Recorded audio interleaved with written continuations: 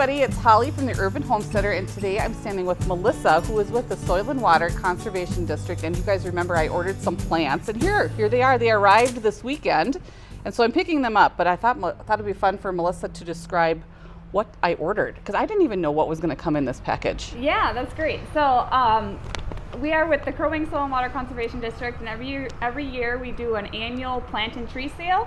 And we try to promote what we call native trees and plants. So trees and plants that have grown here for many years prior to us as humans being here. And one of the kits that has been super popular is the Rusty Patch Bumble Bee. So about maybe 3 or 4 years ago, you might have seen a lot of information about that specific bee getting endangered. Yes. Which just means that basically it doesn't have the habitat where it has the flowers that it's needed for it to survive.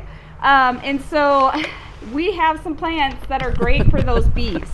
And so we have different kits, but this specific kit has golden Alexandria. Mm-hmm. It also has prairie onion, which is one of my actually favorite. It's like an allium. It gets a really pretty pink flower. And then we also have wild bergamot, and then yarrow, and then we also have blanket flower, and then we have a nice grass, which is called little blue stem. And so it's a nice grass that clumps, stays put, and gets a nice blue tint to it. It's not super tall. Sometimes people think anything blue stem is like the big blue stem that you'll see in the big prairies. Right. But this is a shorter grass. So these are all great for your backyard. One of the things I really love about native plants, I've planted some native plants in my yard, is just seeing all of the different species that come there. And I would say especially monarchs. I live in Baxter, and I think the coolest thing is when you see the monarchs in your yard and not anybody else's yard. Yeah, right? Because they find that food source and they come. One really cool thing about native plants is if you look at like the grass in your yard, typically we always talk about native plants that whatever is above ground is below ground. And so you think about that Kentucky bluegrass, it has a root structure about 2 inches. A lot of these plants up to like 6 feet, like that big blue stem I was talking about. That is crazy. Can go underground 6 feet, and that's the great thing is it kind of creates different channels in that soil, provides opportunity for different plants to have water. And each plant kind of has a different root structure, like this bee balm, which is pretty popular. Sometimes you can see that's those probably one of my favorites. at different greenhouses. This one actually kind of spreads by rhizomes, so it can kind of take and fill in a nice area, which is great. Yeah. Like I said, this will clump a little bit, so it's just all going to stay together.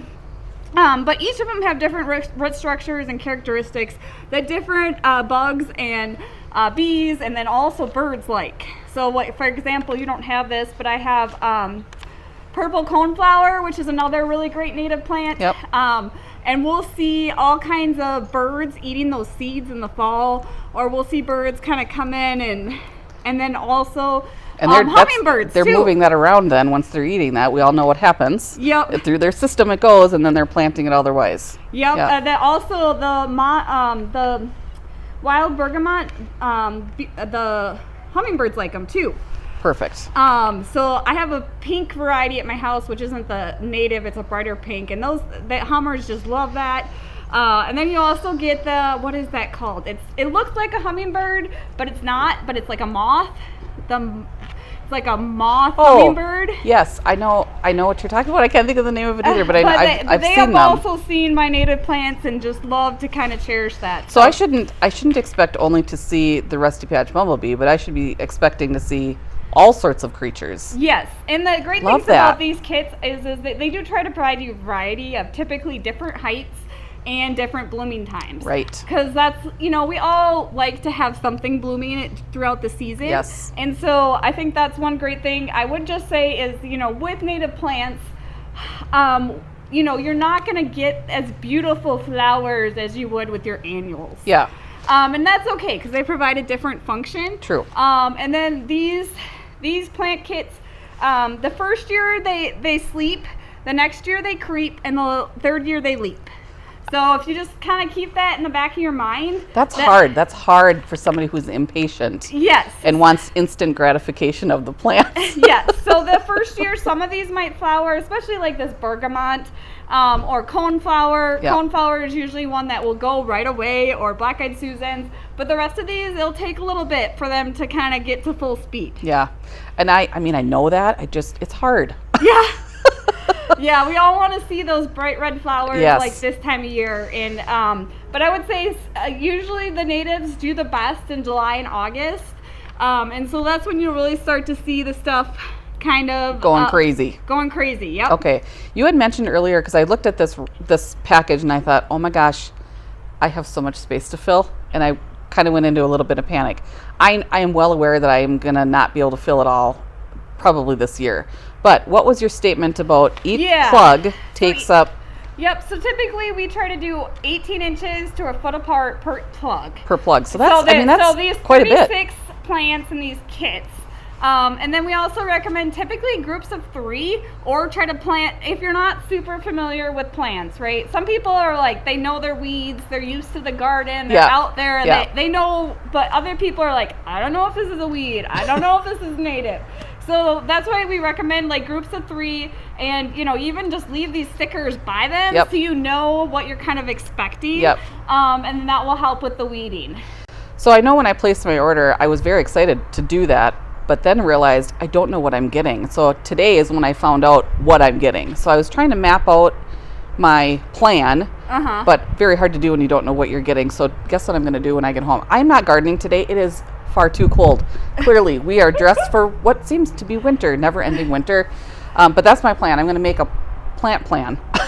Yep, and go if from you there. did order from us, we did create some cheat sheets that gives you the height, the blooming period, and a picture of what it looks like. Yep. So that you can help with that planting plan. Typically, like I said, groups of 3 is great. That's a great idea, by the way. And then, I always like, personally, this is my own opinion, but everyone's got, it's kind of like anything, organization, everyone's got their own opinion works. But I kind of like grasses on the outside because they provide a nice little border and they don't move as much as the rest of the plants. And then if you are concerned about rhizomes moving too much, take a ice cream bucket and put these plants and plant them into the ground in an ice cream bucket, and they won't spread as far. Meaning like cut the bottom of the bucket out so that they kind of gets, I've done that trick as well. And I love me some bee balm though. Like I want that to kind of go everywhere. So I got to think about that. Yeah, it just as an idea, because some people are not so much for the spreading. My aunt, who was a master gardener in Wisconsin, she's always like, well, the plant finds the right spot. We always try to like over engineer it, but in the end, the plant usually will tell you if it's the right spot or not. Yeah, if it's happy, it'll tell you. Yeah. It'll know. Okay, well, this is great information. Tell me a little bit more about, like, you guys are doing trees today as well. Yes. How many trees are you getting rid of today or this weekend? That's a great question.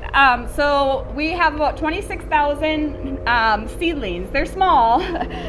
Somewhere between, I would say, a foot and 2 feet is typically what we're selling. And they're all native tree species that love the sand of this area. Yeah. And this is, I think, our 26th year of doing the tree sale. This is my 17th year of doing the tree sale. And so it's just a great time. We really enjoy trying to offer this program to the public, just giving people opportunity to buy these native species, because otherwise it's really tricky. So you can order through the DNR, but you have to order bigger quantities, and you can order this stuff through other nurseries, but sometimes it's hard to know what you want. Yes. And so we try to just simplify it for you guys, give you guys some options. You can come and pick it up, and provide you information so you can do it yourself. So it's kind of like the do-it-selfers. With that said, this process has been perfect. It's so easy. I mean, seriously, you do nothing but show up and pick them up. When I was ordering online, you guys have lots of different options. There's just all sorts of kind of different packages. I was specifically looking for a pollinator package, so this just was so great for me to find, and we so much appreciate you offering this. Yep, so we had about, I think it was 384 orders roughly. And so we have a goal of 1 million trees for Crow Wing County, and we're really close to it. We're about 950,000 trees that people have planted over amazing. the 26 years that we've done this program. But you know, I always want to say thanks to the landowners because they're really the ones that have the hard work. You know, it is a fair amount of orchestrating, and I have great staff that really have put this all together. I have to give a lot of credit to Tasha. She's the one that does all the online ordering, and the online ordering has been fantastic, and hopefully people enjoy that. And yeah, I did it in my pajamas. It was great.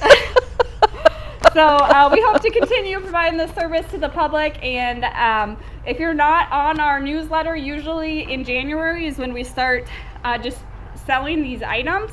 And so you can go to our website, which is just crowwingswcd.org, and you can sign up to get on our newsletter, and we'll send you exactly when we are going to open up the sale.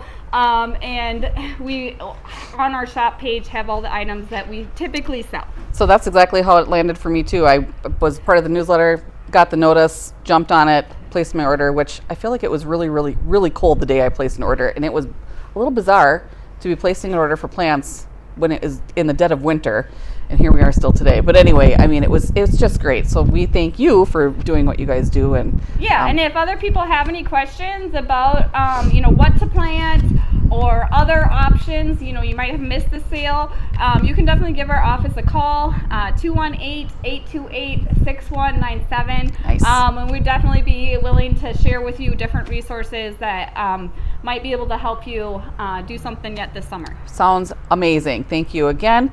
So that's it, you guys. My nice little meet and greet with Melissa and their staff here, fantastic people. I'm going to take this home. I'm going to wait till tomorrow before I start planting. And of course, you guys will be following that along. So we'll see you tomorrow. All right. Thank you so much.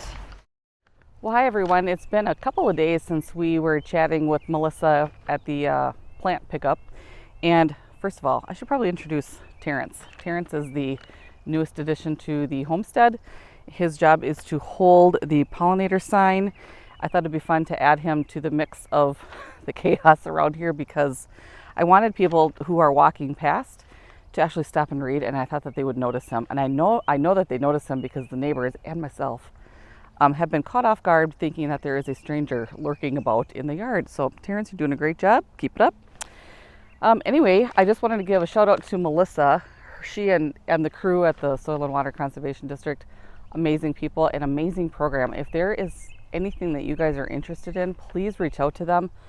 They've got all the answers and they're doing wonderful things. I thought that her talk and explanation of just my plant package was great. And gosh, they know their stuff. So if you're interested in doing any sort of pollinator or native plantings, please reach out to them. So I kind of just wanted to give you guys a recap of what happened here. So a couple days after I chatted with Melissa, I came back home, and one day after work I thought I just got to get after this, and I should back up a little bit. We had to till around the garden fence because this was virgin soil here, and I just couldn't plant in the grass. So we were lucky enough to have some friends. Thank you, Allie and Travis, for letting us borrow your tiller. Sounds like for the summer, so I don't know what other projects I'm gonna work on, but I will find something, I'm sure. Anyway, we borrowed a tiller, and with Pat's help was able to till all the way around the garden, and really without much of an issue. I thought we were going to have a lot more rocks here. We found a few, but nothing I couldn't just pick up and throw in a bucket, so that was cool. Let's see. Pat had to pretty much do most of the tilling. I tried doing it. I was very nervous about the tiller bouncing around and getting the claws hooked into the fence. Got a little creeped out. Pat didn't have any problem with it, and honestly, I feel like he kind of enjoyed it. So that worked out very well. One of the other things I had to work on was putting in some edging. That was just because that's a feature that I wanted. I like to have it organized and pretty. So that's what I worked on. Basically, one day after work, I thought I just got to get after this, and so I put the edging in and planted all 36 plants that same day. So it took me about 2 hours, which wasn't anything crazy. I do, however, have 3 more sides to do. I think for right now, this is going to be my project. I just want to keep this stuff watered and keep it alive, and also be very hopeful that the deer are not attracted to it. These plants are supposed to be deer resistant. We'll see. The deer around here are aggressive, I'll just say that. So we'll see. I'll have to just kind of keep my eye on it and hope for the best. But I think, I don't know what I'm the most excited about. I love the blanket flowers. Those are super cool. And also that wild bergamot, that bee balm is such a great flower. I can't wait to have that expand in its little space here. So it'll be super fun to watch to see what happens and see how it expands. I'm very excited about it. It was kind of cool. So when I was planting, the yarrow that I received, I actually have that native plant here already, and it just happened to be where I was planting it. There was one already established, so I left it, and I thought, oh, that was just totally meant to be. I was very excited about that. Excuse me. I kind of wanted to point out too, like once I got home and I realized what plants I was given, here's my list, I mapped it out, and I thought I had a great plan. And then I started planting, and I'm like, this is totally not going to be how it's going to be. The edging, yes, it's similar. That really didn't pan out either. I like what I did, and I like it here. It's fine. It doesn't matter. What I'm going to do though, so then I recreated real quickly what I have planted and where everything is. This is important to me. As Melissa had mentioned, sometimes it's hard to know, especially for me anyway, with native plants versus what you've purchased. I don't know what is a weed and what is not, especially when they're little. So I needed this map for that reason, and I also did keep the tags in so that I can reference when I'm out here, and if I'm questioning something, I can look back at my map and decide what I need to pull and what I need to care for. So that's about it, you guys. I am very excited, not only that this has been planted, but I'm just really excited to see what creatures we attract here. In fact, yesterday I bought some annuals, have them sitting on the porch, and we saw our first hummingbird. So it is already starting. I cannot wait. If you are interested in following along with my gardening journey, I welcome you to hit the like and subscribe button. And yeah, you can follow along. I'm posting videos about every 10 days or so, and they vary in content. So if you like a little bit of mixture in there, this might be the channel for you. Thanks so much for watching. We'll see you next time.